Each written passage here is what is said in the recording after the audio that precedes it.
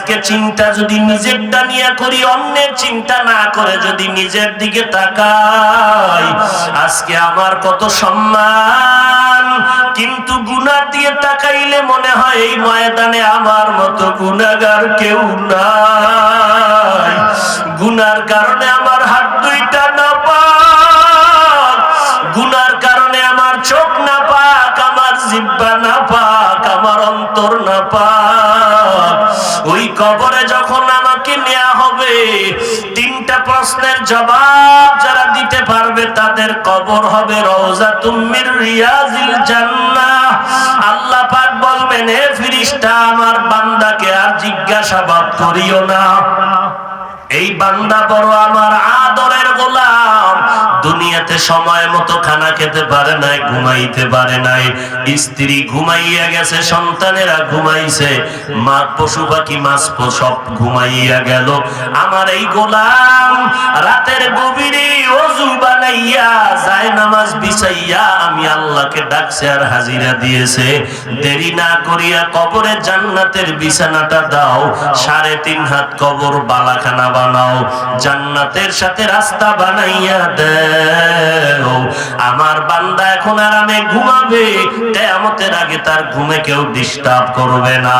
আল্লাহর নবী বলেন, যারা দুনিয়াতে রবের গোলামি করে না, ইসলাম মানে না, নবীর তরিকা মতে চলে না, ইখলাস নিয়ে চলে না, এই মানুষগুলো কবরে গেলে জবাব দিতে পারবে না, বলবে হা হা লা আদরি, বড় আফসোস, আমি কিছুই জানি না, কিছুই জানি না, কিছুই জানি না।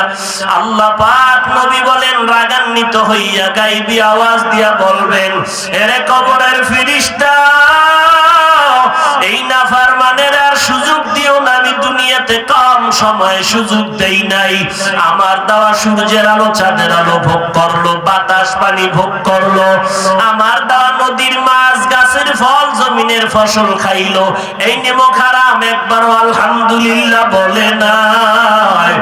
আলেম ওলামারা পায়ে ধরে ধরে নামাজের দাওয়াত দিত, একবারও আযান শুনিয়া মসজিদে যায় না।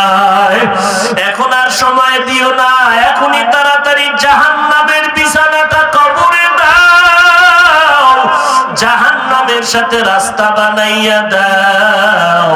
কবরের ভিতরে একটা না দুইটা না 70 থেকে 99টা সাপ কবরে এসে ভরে যাবে।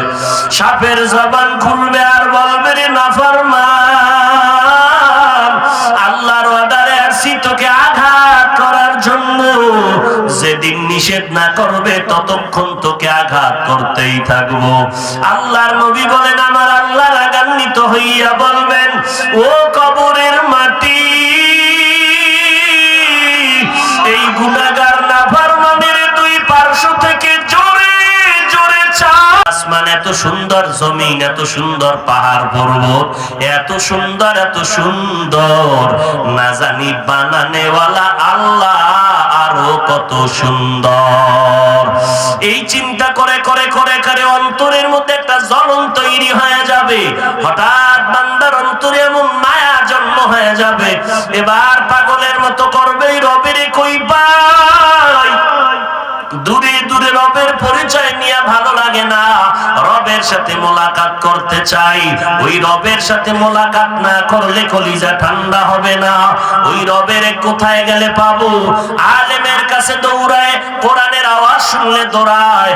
আল্লাহ কয় রবের সাথে মোলাকাত হবে, একটা পর্দা আছে, পর্দাটা উঠাইতে হবে।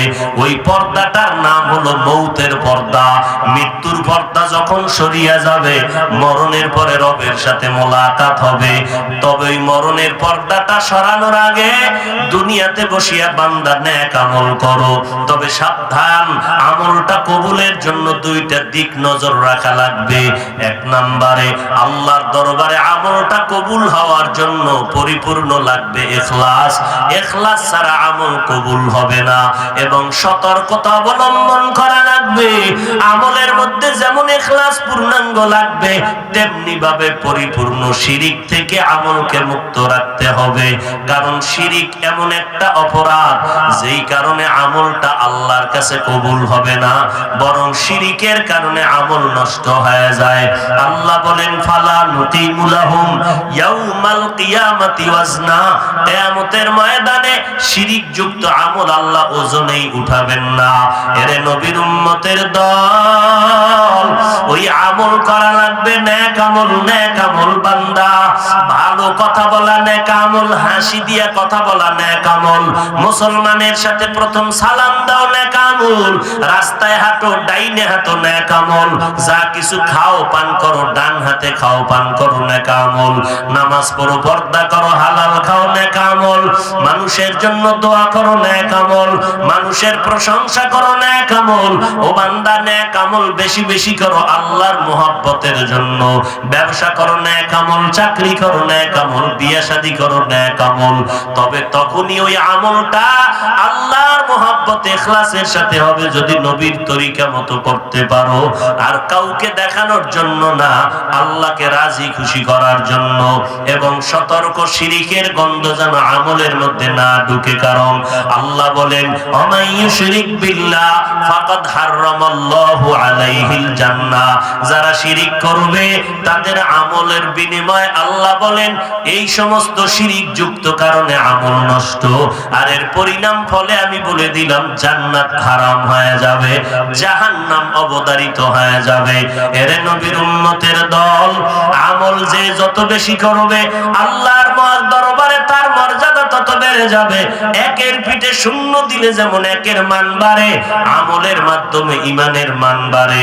আর এই আমলকে শুদ্ধ করার জন্য ইখলাস অন্তরে তৈরি করা লাগবে, আর ইখলাস পরিপূর্ণ অন্তরে হাসিল করার একমাত্র পথ এই জমিনের মধ্যে যারা আল্লাহওয়ালা ওলিয়ে কামেল আউলিয়ায়ে কেরাম তাদের সোহবতে গিয়া নেক নজর দিয়া তারপরে কলবের পাওয়ার বাড়াতে হবে, আমলের লাইনে মুজাহাদা করতে হবে।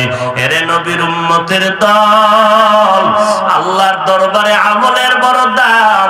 এরে পর্দার আড়ালের আম্মা জানেরা, নবীজির মেয়ে ফাতেমা রাদিয়াল্লাহু তাআলা আনহা কত দামি, জান্নাতের নারীদের সরদারিনী ফাতেমা। নবীর ইন্তেকালের আগে ফাতেমা রাদিয়াল্লাহু আনহাকে নবী ডেকে বলেন, ইয়া ফাতেমাতু আনকিজি নাফসাকে মিনান নার, ও ফাতেমা জাহান্নাম থেকে নিজেকে বাঁচাইয়া অন্ধকার কবরে যাও। ওই কবরে নিজের আমল ছাড়া নাজাতের কোনো উপায় হবে না। এরে নবীর উম্মতের দল, আজকে আমাকে বক্তা বানাইয়া চেয়ারে বসাইলেন আপনারা শ্রোতা, কেউ ইমাম কেউ মুক্তাদি। ও ভাই, মরণটা যখন এসে যাবে, কে বক্তা কে শ্রোতা কে ইমাম কে মুক্তাদি কে ডাক্তার কে রোগী কোনো ভেদাভেদ নাই। ডাক্তারেরও সাদা 3টা কাফন পরাবে, রোগীরও সাদা 3টা কাফনের প্যাকেট করা হবে, আমি বক্তাটারও সাদা 3টা কাফন পরানো হবে, আপনাদেরও সাদা 3খান কাপড় পরানো হবে। ইমাম সাহেবেরও যেমন 3টা কাফন, মুক্তাদিরও তেমন 3টা কাফন পরাইয়া নিয়ম অনুযায়ী জানাজা পড়াইয়া ওই অন্ধকার কবরে যখন নেওয়া হবে, কবরের সাইজটা সমান। ইমামের কবর বড়, মুসল্লিদের কবর ছোট এমন হবে না, ওই কবরের সবার সাইজও সমান। কবরের মধ্যে রাখিয়া মাটি পাড়াইয়া পাড়াইয়া দিয়া সবাই যখন চলে যাবে, আজকে আমি চোখ বন্ধ করে দেখি আমার ডানে কত বন্ধু, বামে বন্ধু, অভাব নাই। সামনে পেছনে আমার ভক্তবৃন্দের অভাব নাই, আমার টাকা আমার বাড়ি গাড়ির অভাব নাই, ক্ষমতার দাপটের অভাব নাই। কিন্তু একবারও কি চিন্তা করে দেখছো, চোখ দুইটা বন্ধ করে মরণটা যখন আসবে, মসজিদের খাট আমার ঘরের দরজায় এসে হাজির হয়ে যাবে। আমার আপন সন্তানেরা বলবে তাড়াতাড়ি লাশটা ঘর থেকে নামাও, লাশ আমরা ঘরের মধ্যে পাহারা দিতে পারবো না। গেঞ্জিটা বেলেট দিয়া কেটে কেটে রেখে দিবে। এবার কবরের বাসিন্দা বানাইয়া যখন আমাকে নিয়ে যাবে, ওই অন্ধকার কবরে ডানে মাটি বামে মাটি সব অন্ধকার। এখন ওই কবরে আমার ছেলে নাই, মেয়ে নাই, আপন কেউ নাই। কই আমার টাকা, কই আমার বাড়ি গাড়ির দাপট, কই আমার বন্ধু বান্ধব, কই আমার আপনজনেরা ভক্তরা, কেউ নাই। আল্লাহর নবী বলেন এখন এই কবরে 2জন ফেরেশতা হাজির হয়ে যাবে 3টা প্রশ্ন করার জন্য। আমাকেও যেই প্রশ্ন করবে আপনাদেরও সেই একই প্রশ্ন করবে। রবের পরিচয় দাও, ধর্মের পরিচয় দাও, রহমাতুল লিল আলামিন পরিচয় দাও। এ পর্দার আড়ালের মা ফাতেমা রাদিয়াল্লাহু আনহার হালাত যদি এমন হয়, আপনারা তো ফাতেমা না, ফাতেমার মতো হতে পারেন নাই। যেই ফাতেমা রাদিয়াল্লাহু আনহার শরীরটা পর্যন্ত দুনিয়ার কেউ দেখার সুযোগ পায় নাই। ও পর্দার আড়ালের মা, ওই ফাতেমার অবস্থা যদি এমন হয়, নবী বলেন কবরে যাওয়ার আগে জাহান্নাম থেকে নিজেকে বাঁচাইয়া কবরে যাও। আল্লাহ বলেন ইয়া আইয়ুহাল্লাযীনা আমানু উ আনফুসাকুম ওয়া আহলিকুম নারা, জাহান্নামের থেকে নিজেকে বাঁচাও, তোমার আহাল পরিবারদের বাঁচাও। ওরে আজকে চিন্তা যদি নিজেরটা নিয়ে করি, অন্যের চিন্তা না করে যদি নিজের দিকে তাকাই, আজকে আমার কত সম্মান, কিন্তু গুনাহ দিয়ে তাকাইলে মনে হয় এই ময়দানে আমার মতো গুনাহগার কেউ নাই। গুনার কারণে আমার হাত দুইটা নাপাক, গুনার কারণে আমার চোখ নাপাক, আমার জিহ্বা নাপাক, আমার অন্তর নাপাক। ওই কবরে যখন আমাকে নেওয়া হবে, তিনটা প্রশ্নের জবাব যারা দিতে পারবে তাদের কবর হবে রওজাতুম মির রিয়াজিল জান্নাহ। আল্লাহ পাক বলবেন, হে ফেরেশতা, আমার বান্দাকে আর জিজ্ঞাসাবাদ করিও না। এই বান্দা বড় আমার আদরের গোলাম, দুনিয়াতে সময় মতো খানা খেতে পারে নাই, ঘুমাইতে পারে নাই, স্ত্রী ঘুমাইয়া গেছে, সন্তানেরা ঘুমাইছে, মা পশু পাখি মাছ সব ঘুমাইয়া গেল।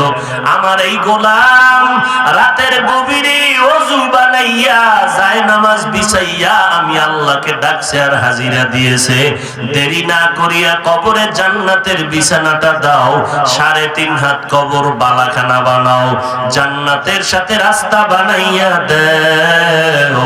আমার বান্দা এখন আরামে ঘুমাবে, কিয়ামতের আগে তার ঘুমে কেউ ডিস্টার্ব করবে না।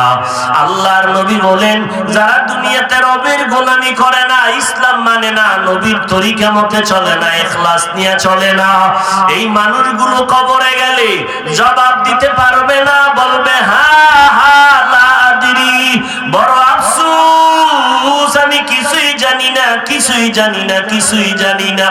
আল্লাহ পাক নবী বলেন, রাগান্বিত হইয়া গায়বী আওয়াজ দিয়া বলবেন, এরে কবরের ফেরেশতা, এই নাফরমানের আর সুযোগ দিও না। আমি দুনিয়াতে কম সময় সুযোগ দেই নাই, আমার দেওয়া সূর্যের আলো চাঁদের আলো ভোগ করলো, বাতাস পানি ভোগ করলো, আমার দেওয়া নদীর মাছ গাছের ফল জমিনের ফসল খাইলো, এই নেমক হারাম একবারও আলহামদুলিল্লাহ বলে নাই।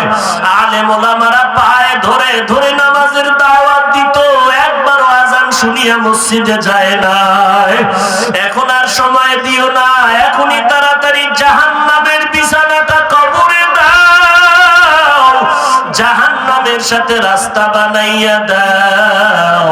কবরের ভিতরে একটা না, দুইটা না, 70 থেকে 99টা সাপ কবর এসে ভরে যাবে। সাপের জবান খুলবে আর বলবে, রে নাফরমান, আল্লাহর অর্ডারে আসি তোকে আঘাত করার জন্য, যেদিন নিষেধ না করবে ততক্ষণ তোকে আঘাত করতেই থাকবো। আল্লাহর নবী বলেন, আমার আল্লাহ রাগান্বিত হইয়া বলবেন, ও কবরের মাটি, এই গুনাহ